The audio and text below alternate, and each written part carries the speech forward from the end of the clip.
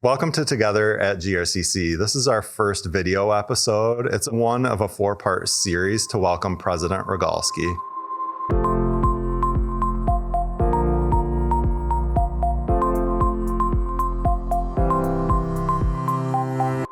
Welcome to GRCC and welcome to the Piazza. Thank you. What a beautiful space. It's amazing. It really is. Yeah, so. I'm excited to be here. This is my first ever podcast. Nice. So I'm a little nervous about doing the podcast, but if it's anything like all the other things I've been doing, I assume that it will be an enjoyable experience. Yeah, we'll have fun. Okay. Could you tell me a little bit about the onboarding and the impression you had of GRCC? From the time I started the interview process, it was daunting and exciting. But when I saw the board in their board session talk about the candidates and talk about what went into successful interviews, the board was so grateful. They were grateful to the candidates that were moving on to finalists, the ones who applied, but even more so, they talked about the work of the committee and all the time that went into selecting the next president. And that was so impressive to me because that idea that the board is full of gratitude for what the college does, that's important from the leadership of the board to see what the college has done and continues to do. Mm-hmm. And then when I took on this role and I was appointed as the next president, the board also went so far as to say, not only do we want you to be really successful, and we've created this amazing onboarding plan that has places and people for you to meet, places to go, a communication plan to go with it, but they also allow Dr. Triesenberg to stay on for 30 days to support the transition. And being able to work with Dr. Triesenberg for those 30 days and understand the past 10 months of the college, the work he had done to prepare the college for me coming in, it was a wonderful experience and one that I am truly grateful for in the work that the board did, the interview team, as well as Dr. T. I can imagine he made things comfortable. He's easygoing. I tried to, he's got the fist bump, and I'm such a handshake person, but I want to be a fist bump person, but I just it's just not natural for me. But yeah, we got to celebrate him a couple days ago and really, show our appreciation for all the work that he's done here. And that was a wonderful event and a great way to close out his last month, and also for me to start my second month here on campus. You've spent your first few weeks listening and getting to know GRCC. What are some of the conversations and moments that have stayed with you? There are a couple moments that stand out to me. The first moment that comes to mind is the Student Leader Awards. So I had this wonderful opportunity to attend the Student Leader Awards, where students were getting recognized for their efforts in leadership on campus. They were recognized by their faculty, by their student clubs, by their peers. And as students came and talked about what it meant to be a leader at GRCC and their why, they were talking about creating community for students, not just here right now, but into the future. And that resonated with me because our students are truly they're here to support their own educational goals, but they're also extending that to their fellow peers. They want to see their students engaged. And that was really special to me. Then the other event that stuck out was our Creating Connections event. And that's an event where people in a community support our students through philanthropy, through giving to our foundation. And the students that have benefited from scholarships and the ability to attend college when maybe they wouldn't have that ability if they didn't have some financial support, the donors and the scholars come together. They get to thank each other for that support. Oh, nice. Yeah, and they get to tell their stories. That was really a great thing to be a part of. To hear from students. I heard from one of our students who is currently, he works for the Collegiate. His name is Jakari. And he talked about his story and how it's not been a straight path, but it's been a path that has had some starts and stops. And it resonated with the room because so many of us have had starts and stops. And I think that understanding that that's what it looks like to be a student sometimes, and that just that additional help that everyone can support students with, whether it's financial or student engagement activities, what happens in the classroom. It might not be a straight line to finish, but we get our students there. Yeah. Have you ever seen that meme where it's like a straight line going up, but then there's one right below it and it's just a bunch of squiggly lines, like what success really looks like. Exactly. Yeah. And I'm glad you've able to have these great interactions with students, because that's really what drives the institution. Yeah. I mean, I get to do some fun things. I've done some TikToks where I get to interview students, and that's really neat. Just going up to random students in the quiet cafe and asking them, what do they love about GRCC? What do they want to do when they leave GRCC? Some of them are going right into work. Some of them are going to transfer. But whatever it is they're doing, they have these amazing stories about why they're here. I talked to a student today who talked about being a part of the Promise Zone, and that she is going to graduate from GRCC, transfer to GV, and not have any debt and be an accountant. It's like, oh, that's a pretty good career path. And to do it all without debt is a pretty amazing story. That is amazing. Yeah. As you've been meeting with staff, faculty, and students, what are you starting to understand about what makes GRCC? You did touch on that a little bit, that people are feel very connected to the institution. The culture is strong here. What I'm feeling from just about every different area, whether it's community, a lot of community members that I've been able to reach out to and just thank for their support. They have either taken classes here themselves, are graduates, or have family members that work here, graduates. There's some way that all community is connected to GRCC, and people are really proud of that. I think people understand and recognize the importance of the work we do outside in the community. And then even internally, like I have been able to go to department meetings. I've been to the Lakeshore campus. I've sat in with the imaging sciences faculty meeting. I sat with the business department meeting. And within those meetings, the faculty have graduated from here. Some people that I talked to today, I was meeting with the student affairs group. And I think it's the dean of students and student affairs and student services. And so many of those employees were student workers themselves. And so I think, the idea that GRCC is more than an institution of learning. It's a place where people come and they create opportunities. They go on and they do amazing things. And a lot of the people come back. And that's where I'm learning more and more about how much people care about the institution itself. I've met so many people who have been here, like I really want to know the number, but who have worked here for over 30 years. Yeah. And they are excited still to be here. They're smiling, they're proud. They talk about the history. They talk about it being a junior college at one point and the transition to becoming a community college.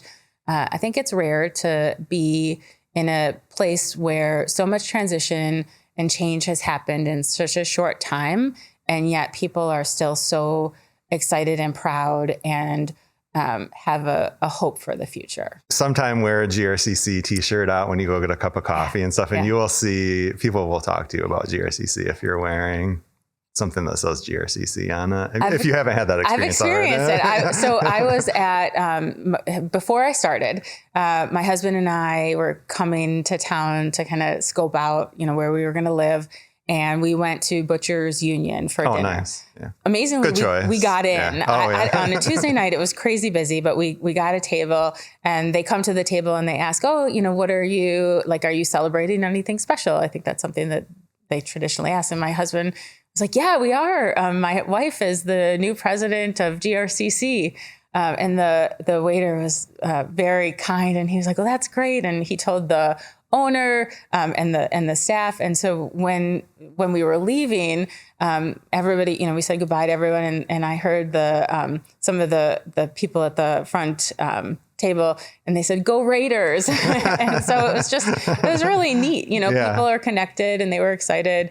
And I do try to bring the tote. I've got some great GRCC tote bags that I bring shopping with me. Oh, nice. Yeah, making sure I have it. Yeah. That's a good choice too. Yeah. When you come into a new institution like this, how do you approach listening and learning before making decisions? I really try to be intentional about listening to understand, listening to appreciate, and really appreciate the uniqueness of our institution. So I have been in higher education in community and technical colleges for over 25 years. This is my fourth institution in my third state. And what I was really focused on when I came here was not taking for granted that I knew what was happening.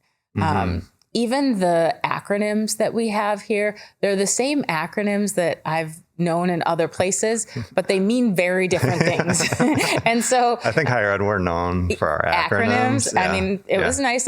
During onboarding, I have I think a 4-page cheat sheet for acronyms. Nice. There are plenty, and they're still not all represented there.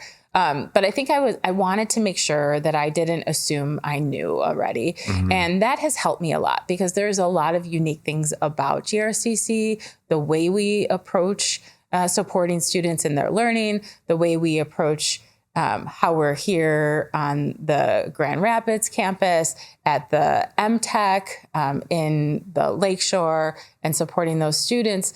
And it looks different in every space that you're in, and yet it has the common goal of serving students. So I have come in to really take some time to bring what I know, but also learn how we do it here. I'm very focused on how do we ensure that students are not only successful here while they're here, and that we're providing students access. We're breaking down barriers.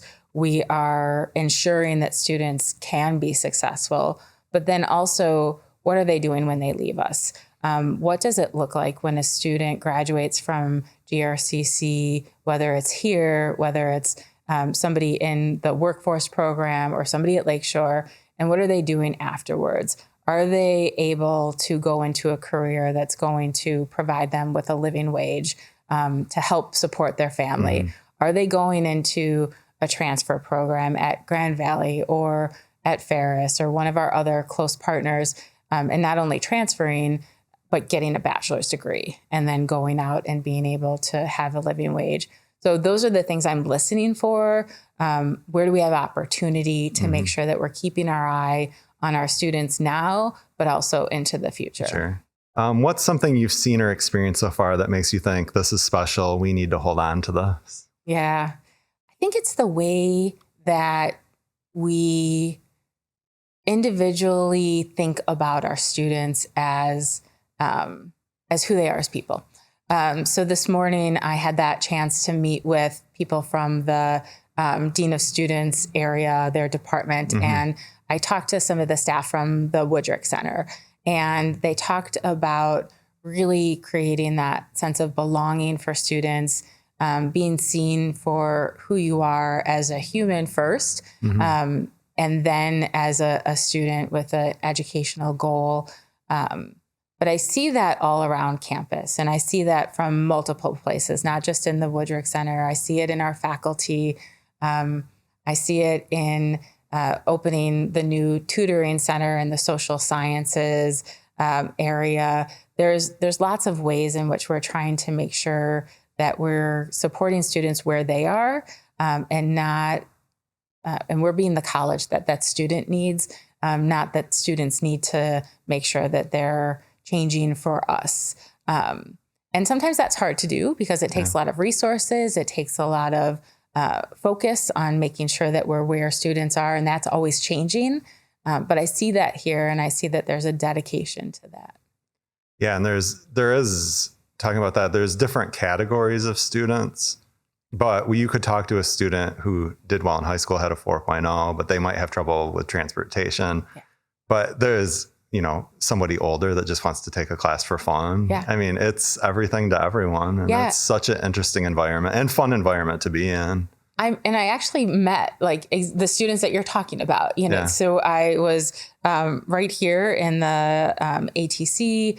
I'm not sure what event it was. I had to have lunch in the Heritage, which with some of the seeing the students at their best and tasting the great food that they're making. But I was in this building, and one of the students that was part of the culinary program, she was coming back to school after I think 30 years being out of school. And she talked about how excited she was and also how nervous she was.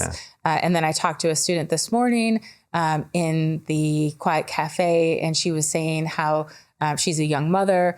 She's coming back and doing pre-nursing, and she's here and excited for what's ahead. So all of our students have different stories. Mm-hmm. And the student that I talked about that's going to be an accountant, she's coming in. She's more of a traditional student, full-time, going to get her degree and then transfer and be an accountant. So being able to serve that wide range of students and also, while we do that, serve students, learners who are currently employed, and then upskilling and getting their workforce training and different industry-aligned curriculum and certifications. Mm-hmm. Those things, they're all so different, and yet we still serve everyone and make sure that everyone can be successful. Yeah. So last question. For people who haven't met you, what's something about you beyond your resume that shapes how you show up as a leader? I know we have scuba diving and the horses. Yeah. Okay. So you came to the open forum. You watched it. Yeah. I like to do a lot of different things. I was thinking I also didn't include in there that I also enjoy doing triathlons and like running. Ironman? Yeah. I've only done the sprint. So I like only? Yeah. Well, actually, I have done the Olympic distance, but I prefer the sprint distance. But I think for me, who I show up for as a leader, that's not on my resume, it's something that I did talk about in my forum, and that I'm here because I care about our communities, and I care about the students as individuals, and I care about the people who work here that care about the students. It's a passion for me. This is sometimes when I'm going from meeting to meeting, and I think, this doesn't feel like work. I really enjoy, it's not so much that I enjoy meetings, but I enjoy talking with people who have a similar passion about creating opportunities for students to change their lives. I don't think that we are the ones who change their lives, but I think we provide the opportunity mm-hmm. so that they can alter the direction and what happens in not only their own lives, but the lives of their children, their family members. And I think it's because I have that personal experience where I don't know that I would have been on this trajectory if I hadn't had the educational opportunities that I did and the people that cared about me mm-hmm. As a student and who believed in me. So for me, that is always the core of how I think about what I need to do as president. And my role that I get to do every day is to support the people who are supporting our students. Yeah, that's a great way to look at it. Yeah. Yeah. Thank you. Yeah, thank you. Yeah.